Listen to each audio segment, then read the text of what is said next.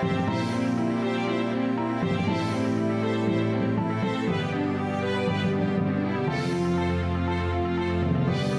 up, Taiwan? I'm Tiffany Wong with news from here in Taiwan and around the world.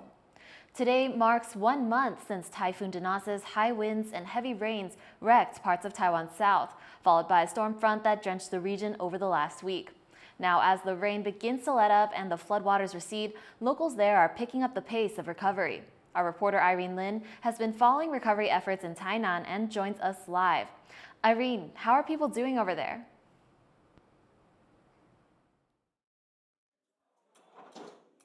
Tiffany, it's been a long and tough ride for the locals here in Tainan. I'm standing in Tigu district in Tainan where rows of historic red brick houses were utterly destroyed by Typhoon Danas in early July. And just last week, Tropical Storm Komei came in and flooded this area, which made construction work much more difficult with roofs ripped off and walls crumbling apart. Now, as you can see behind me, the community has come in to help restore these rooftops, and it's been taking them much longer than expected, but they're using this spat of dry weather now to hopefully speed up the recovery and get as much work done as possible. Here's what the people here have to say. 那天最主要是屋顶都掀开的户数是比较多，这边还有那个另外7股一个西寮里，可以算说是整个全国这是丹纳市风灾的重中之重的灾区。 Now, I've been touring around Tainan for the past 2 days, and one of the most tragic scenes I've seen so far is this house that has its foundation almost eroded away by a week of downpours. And the government has stepped in to help reinforce the ground underneath to hold the house together. And since today, they blocked entry for media due to imminent danger on site. Now, the homeowner, a family of 8, they told me that they lived there for 40 years, and they just recently paid off their mortgage. They did not expect the rain to get this to create this much damage. Now, they've since been placed in shelters, and they were only allowed to stay for 5 days. And at this point, they have no idea where they would go after that. So, Irene, why have the storms this year been felt more strongly than before?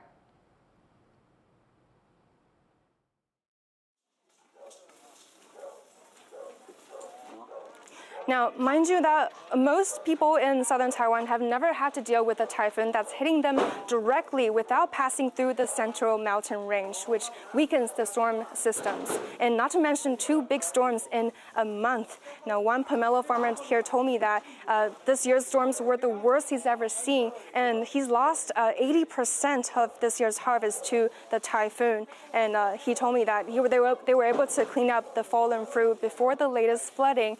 But he said, had he not drained the floodwater in time, it could have irreversibly damaged or killed the pomelo trees. Now, I've seen a great deal of heartbreaks in Tainan, but also a great determination to rebuild and restore, and hopefully prepare for more extreme weather in the near future. Thanks, Irene. That was Irene Lin reporting from Tainan in southern Taiwan. Taiwan Centers for Disease Control has confirmed 7 new cases of 2 kinds of bacterial infection following the heavy rain and flooding in southern Taiwan.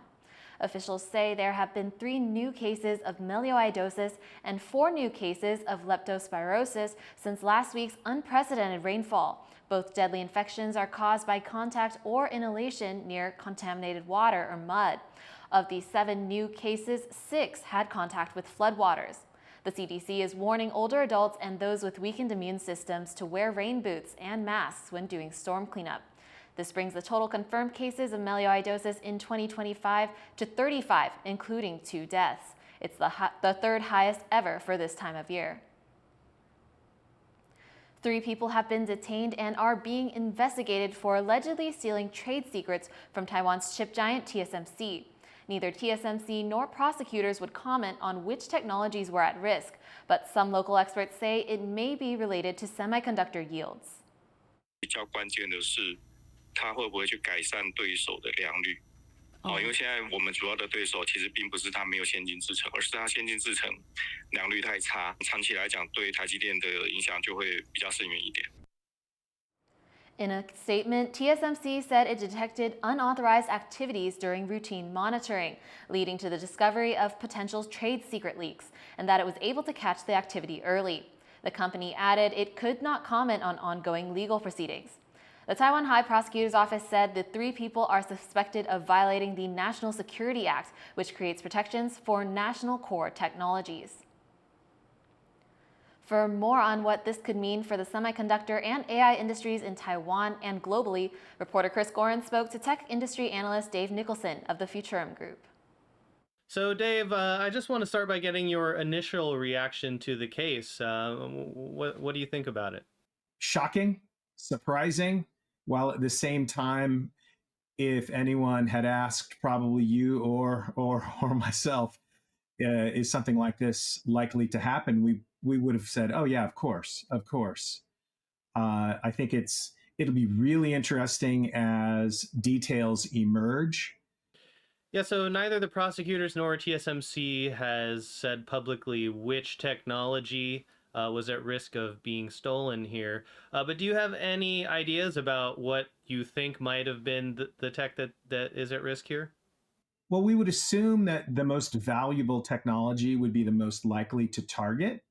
But then that would be an assumption. The assumption is 2 nanometer is what folks are going after. And that, we're in the middle of a global, we call it a Cold War, but it's a war for AI dominance. TSMC is the holder of the most valuable information on the latest generation technology that's going to support AI. Because when you think about this, there's sort of 2 vectors that are involved, and it'll be interesting to see how they converge. There's the question of, are there state actors involved or not that are looking at this as sort of part of this arms race, the global Cold War for AI? You would think they'd be going after the crown jewels, 2 nanometer. On the other hand, if it's simply commercial, if it's simply highly organized crime, they could be going after anything that will make them money. So I think that my bet is that I won't make a bet. I think it's easy to assume it's 2 nanometer, but I don't think we know yet. Yeah, the Financial Times and others have reported that the Taiwan offices of Tokyo Electron were also raided as part of the prosecutor's investigation. Does that give you any sense of what they might be after? The natural assumption on a lot of people's part would be, oh, it's got to be China. It's mainland China. Clearly, they're in there. They steal intellectual property all the time. That's all they do, right? That's the cliche. Well, guess what? There are a lot of other folks who can profit from this kind of technology. And there are quite a few state actors who see this as strategically important, not necessarily in the military sense, but in an economic sense. So could we draw a conclusion that maybe there is Japanese government somehow involvement in this? At this point, that's all spy novel speculation. Does the company itself have something to do with this? I think that's a little bit more reasonable to speculate.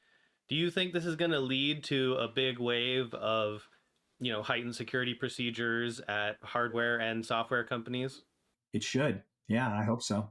They're all, this is, again, we're all shocked, but no one is surprised.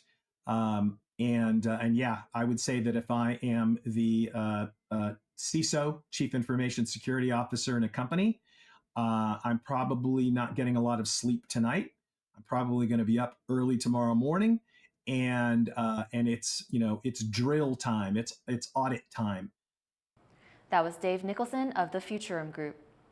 U.S. President Donald Trump says an investigation leading to special U.S. tariffs on semiconductors could conclude as early as next week.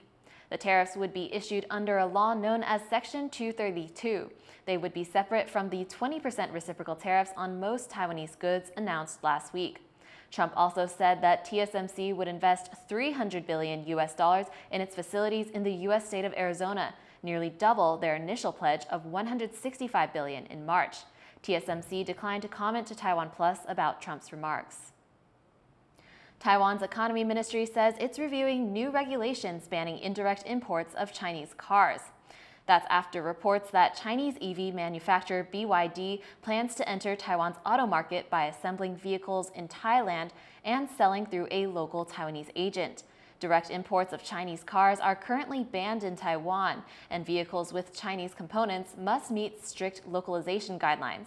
The ministry is reviewing regulations intended to address safety and national security concerns while protecting Taiwan's automobile industry.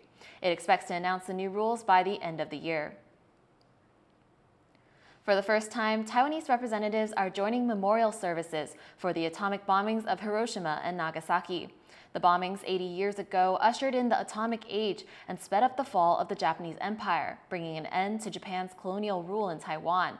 Bryn Thomas reports from Hiroshima.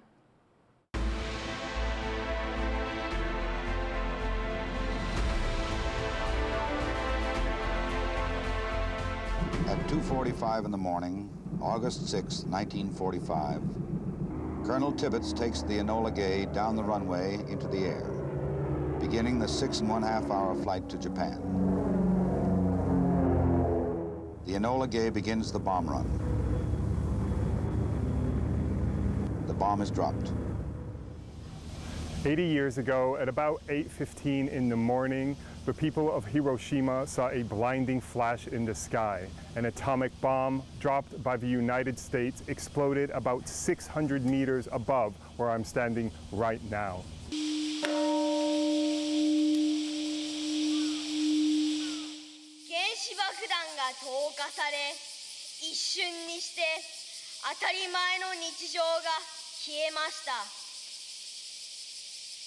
誰なのかわからないぐらい皮膚がただれた人々涙とともに止まらない絶望の声 On the 80th anniversary of the atomic bombing, Taiwanese representatives are joining the annual Peace Memorial Ceremony for the first time ever. This event, held every year since 1947, honors the roughly 140,000 victims of a 1945 bombing and calls for a world free of nuclear weapons. Taiwan has never officially been included in this ceremony, despite its connection to Japan's wartime history. Taiwan was part of the Japanese Empire at the time, and while records are incomplete, historians estimate around 2,000 Taiwanese were killed at Hiroshima and Nagasaki. It took until 2008, actually, for Taiwanese, and I think any kind of non-Japanese, to have their medical records assessed outside of Japan. They also had to provide documentation of being within the bomb blast area, and that was quite difficult for them to provide decades after the incident. And while Taiwan's role in Japanese history may often be overlooked, events like this are important in determining its future. Taiwan's ambassador to Japan, Lee Yi-young, was seen shaking hands and talking with his American counterpart, George Glass.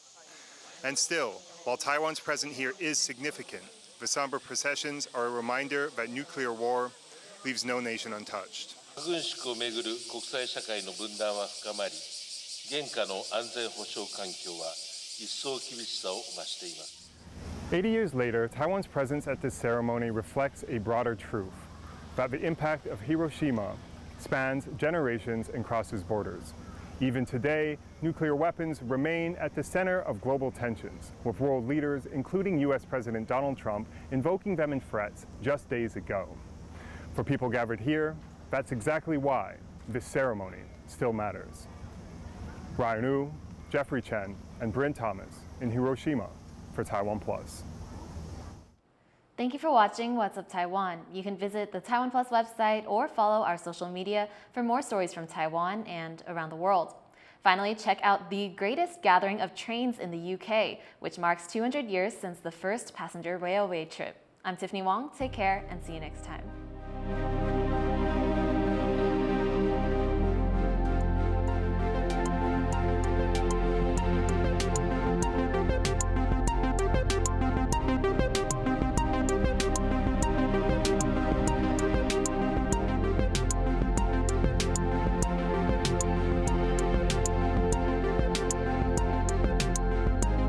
For more stories from Taiwan and around the world, download the TaiwanPlus app.